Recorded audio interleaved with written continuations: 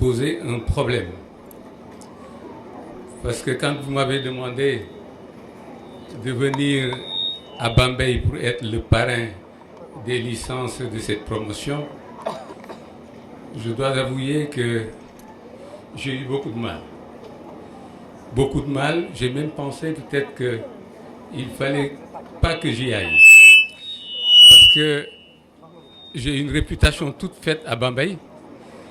Parce que quand je suis et quand je parle à l'auditoire, j'ai une certaine nostalgie, pour ne pas dire une certaine émotion. Je suis véritablement attaché à cette université.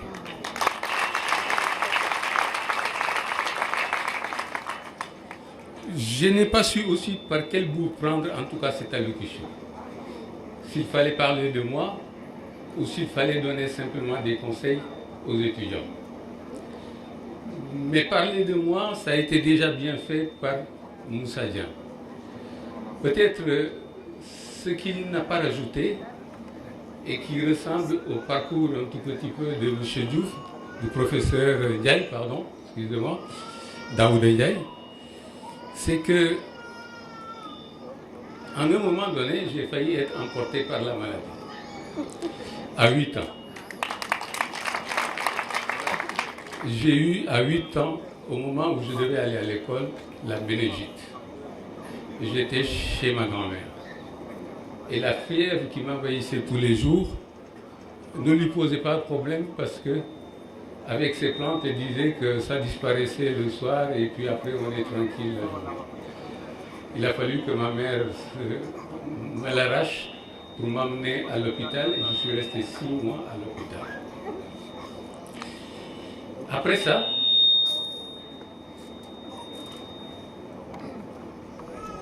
à l'âge de 13 ans, j'ai eu ce qu'on appelle l'hépatite B, PAIS en réalité. Ce qui m'a valu en tout cas de rater un tout petit peu ma classe de CM2. Mais mon père étant très vigilant, il disait « Mais pape, Saher ne peut pas être avant toi, Saher c'est mon jeune frère. Saher ne peut pas être devant toi à l'école. Donc il faut que je trouve une solution. » Et c'est comme ça que j'ai été inscrit au Collège Sacré-Cœur, faisant partie des premières promotions justement de cette école. Mais en le faisant aussi, je me suis en tout cas rendu compte de la charge que cela consistait. Parce que je n'ose pas dire qu'on était d'une famille pauvre, mais en tout cas d'une famille où le père et la mère travaillaient. Malgré tout, les sommes qu'ils prélevaient pour payer ma scolarité étaient relativement importantes. Et donc je suis allé avec la conscience et la fermeté que j'allais bien entendu réussir. Mais surtout, je ne voulais pas en tout cas redoubler et être derrière mon petit frère. C'était extrêmement important pour moi et c'était important dans la famille. Et donc je me suis battu. J'ai travaillé. J'ai beaucoup travaillé. C'est vrai, je faisais un peu du football, mais c'est tout ce que je faisais. Je ne sortais pas les soirs. Monsieur le ministre, je ne dansais pas non plus.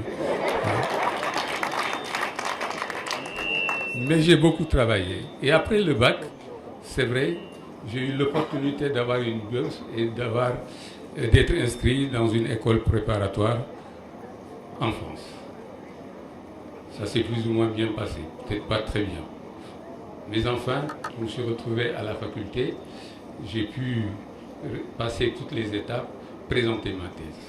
Mais le paradoxe, c'est que moi, dès le départ, dès que je suis arrivé en France, je savais que je devais retourner au Sénégal. Dès le départ. Au moment de la soutenance de ma thèse, j'avais invité ma mère. Enfin, elle s'était invitée. C'était la dirigiste de la maison, comme ça on va dire. Elle s'était invitée et au moment de conclure, la directrice de ma thèse m'a dit « Matar, je t'offre encore 5 ans de contrat pour que tu puisses continuer dans le travail. » J'étais à l'Institut national de recherche agronomique, INRA, de Tours. J'ai dit merci, j'avais fait ce que j'avais à faire ici, je dois retourner chez moi. Ma mère a failli être folle. elle n'en revenait pas, que m'offrait du travail et que j'en avais pas au Sénégal et que je refusais ce travail-là. Mais ce que faisaient les choses, j'ai passé ma thèse un 10 juillet 1988. Et je suis rentré le 15 juillet au Sénégal. Et au mois d'octobre, quelqu'un a libéré un poste au niveau de la faculté des sciences et techniques et mon dossier a été accepté. Je n'ai pas beaucoup chômé. Et à partir de là, bien entendu, s'est déroulée toute ma carrière. Et c'est ce que je ne regrette pas. Mais il y a un fondement qui est indéniable. C'est le travail. C'est le travail et c'est le travail. Je n'ai jamais aspiré à quoi que ce soit. Toutes les choses que j'ai obtenues sont venues me trouver quelque part là où j'étais. Mais au moins j'ai cherché à faire quelque chose, c'est que j'ai cherché à travailler, à donner de moi-même, à donner à cette nation qui m'a tout donné, à donner à cette école qui m'a tout donné aussi. C'est ce que je voulais rajouter par rapport à la présentation. Pour le reste, je vais me coller à mon discours. La dernière fois, j'ai dit, vous n'allez pas me crucifier pour le mauvais français, mais j'espère que cette fois-ci, j'ai fait un bon français et je ferai un bon français. Alors, je voudrais commencer par dire tout le plaisir que j'ai à être présent à cette cérémonie de graduation des étudiants de l'université Alioune Diop de Bambey. C'est un plaisir non fin, non dissimulé. Et j'imagine que vous le devinez aisément. Et je remercie le recteur et toute la communauté universitaire de l'université Alioune Diop de Bambey de m'avoir donné l'occasion de revenir dans ce merveilleux endroit à l'occasion de cette belle fête consacrant le 10e anniversaire de l'existence de ce temple du savoir. Que je sois choisi parmi les parrains de la promotion des étudiants de licence m'honore et à vrai dire, cela dépasse toutes mes attentes. En le faisant, monsieur le recteur, vous avez certainement voulu obéir à un devoir de mémoire, mémoire qui me rappelle que j'ai passé ici plus de 4 années avec des moments forts, beaucoup de temps forts, parmi lesquels je retiens la venue du président de la République lors des grands jours de l'université de Bambey, qui au départ était initié par des étudiants, mais aussi sur le plan pédagogique avec le passage de filières de formation en unités de formation et de recherche pour se conformer aux normes universitaires. Il y a eu aussi des moments difficiles, notamment lorsque le personnel a été séquestré par des étudiants en grève pour accéder tous au master. Et mon staff et moi étions obligés de nous exiler à l'ISPAR. C'est comme il y avait une sorte de prémonition pour prendre les dispositions afin de faire intervenir les forces de l'ordre. Tout cela a concouru à resserrer les liens d'amitié et de fraternité qui me lient aujourd'hui à tout un chacun parmi les membres du personnel, y compris les anciens étudiants qui n'ont de cesse de me manifester régulièrement leur considération. Pour moi, cela vaut tout l'or du monde. Et j'estime que j'ai une chance énorme de bénéficier de cette richesse inestimable. À vous tous, je renouvelle mes amitiés. Ce que j'ai retenu, c'est que globalement, c'était difficile. Mais nous n'avons jamais été seuls. Et en toutes circonstances, nous avons bénéficié de l'appui des ministres qui se sont succédés. Et particulièrement l'appui de l'actuel ministre de l'enseignement supérieur et de la recherche, le professeur Mary-Teuw Niane, dont j'ai retenu la très grande générosité, puisqu'il nous a appuyés chaque fois que de besoin, et parfois même plus que de besoin, sans doute tenant compte de l'environnement difficile dans lequel est implantée l'université. Mesdames et messieurs, monsieur le ministre, vous me permettrez maintenant de placer ces quelques mots à l'attention des valeureux récipiendaires du jour. Chers récipiendaires, l'histoire retiendra que vous avez été de ceux qui ont fait confiance à l'université Alioune Diop de Bambey il y a de cela quelques années.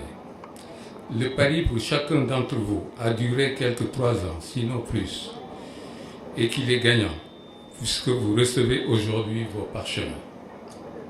Certes, vous devez beaucoup à l'institution qui vous a accueilli et formé, mais celle-ci aussi, ainsi que les différentes promotions qui vous ont précédé et qui vous ont donc montré la voie, vous doivent beaucoup.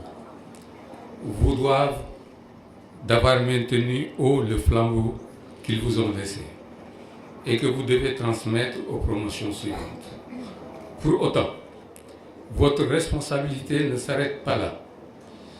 Je dirais même que désormais une lourde responsabilité pèse aujourd'hui sur vos épaules et qu'il est de mon devoir de vous le rappeler. En tant que diplômé de cette université, vous devenez tout naturellement leur ambassadeur, à la fois sur le marché de l'emploi ou auprès de l'ensemble de la nation sénégalaise. Cela, tâchez de ne jamais l'oublier et soyez conscients que vos comportements, vos actes, vos attitudes, vos postures et au-delà, toutes les appréciations que le marché de l'emploi ou la nation sénégalaise fera à votre égard rejailliront durablement sur les promotions qui suivront les vôtres. Comprenez par là que ce n'est pas seulement votre avenir que vous tenez aujourd'hui entre vos mains, mais bien celui de plusieurs générations d'étudiants et de diplômés. Et ce n'est pas seulement votre sort qui va se jouer les jours et les mois à venir, mais bien celui de toute l'université Alioune Diop de Bambey. Votre responsabilité est d'autant plus grande que vous avez pour parrain d'illustres personnalités. Ce n'est pas moi qui le dis, d'illustres personnalités, c'est le recteur qui l'a dit tout à l'heure, dont les parcours tant intellectuels que professionnels est une invite à l'excellence. Comme en attestent du reste les hautes fonctions dont ils ont la responsabilité ou dont ils ont eu la responsabilité, en plus des distinctions académiques et honorifiques qui leur auraient été décernées en guise de reconnaissance et de gratitude par les plus prestigieuses des instances. Tâchez donc, à l'image de ces parrains, mais vous êtes loin d'avoir atteint le sommet. On peut être fier de réussir ses études. Il faut l'être d'ailleurs pour vos parents qui vous ont soutenu depuis si longtemps. Mais c'est le chemin qui vous mène, c'est le chemin qui vous reste à parcourir qui fera de vous des excellents. Alors retenez ces conseils qui devront vous aider à y parvenir. Être courageux dans la vie, être persévérant dans l'effort, être généreux dans l'action, intelligent devant les difficultés, être créatif devant les défis, ambitieux devant les projets. Le tout enrobé d'un zeste d'humilité, et je vous garantis que vous pourrez entrevoir, je dis bien entrevoir, les chemins de l'excellence. Je vous remercie pour votre aimable attention.